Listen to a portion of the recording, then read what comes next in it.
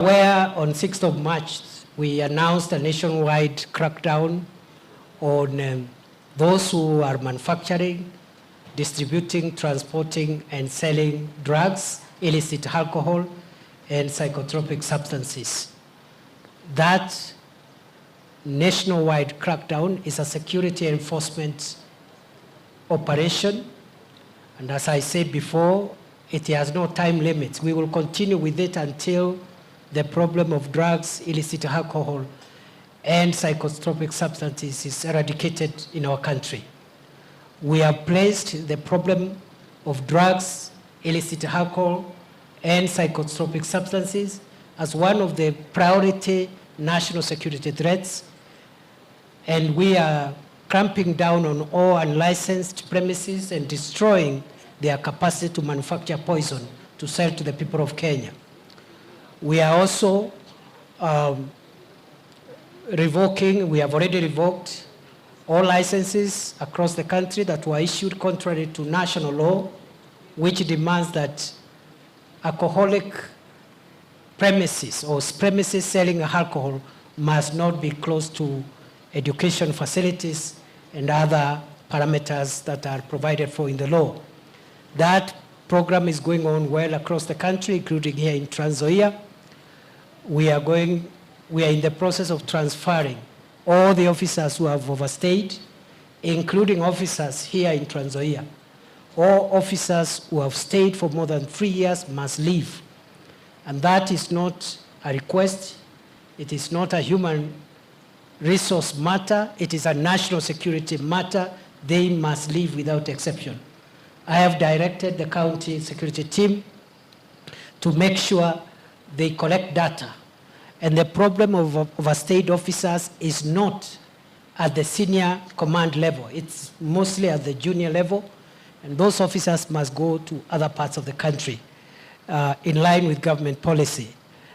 We are also protecting our officers who are doing law enforcement, and we are making sure they are safe. I have asked each county to develop a plan, an operational order, which will guide the operation so that you don't have an officer venturing out alone to go and deal with some drug peddlers or drug traffickers, because we have had 1 or 2 unpleasant incidents, and this is because the relevant counties had not finalized the operational orders, which includes the standard operating procedures of how to carry out these operations, to make sure they are successful, to make sure our law enforcement officers are not injured, and to make sure that we destroy not only the drugs and substances and illicit alcohol, but we destroy the capacity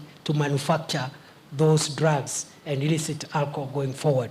Kwa hivyo hiyo operation inaendelea, haitasimama, na maafisa wote ambao wamehudumu kwa zaidi ya miaka 3 katika station moja lazima watoke, na hiyo program inaendelea. We have a total of 42,500, and a good number have already been transferred, over 10,000, and we are in consultations with the Inspector General of Police to make sure that even the rest move in the shortest time possible, as directed by the National Security Council.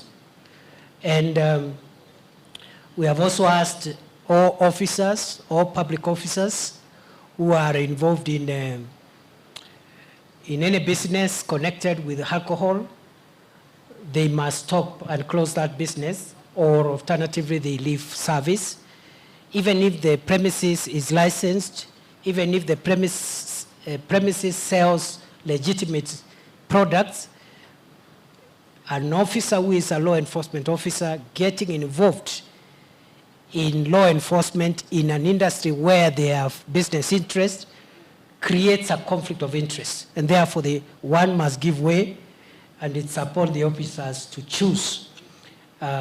We don't want any conflict of interest.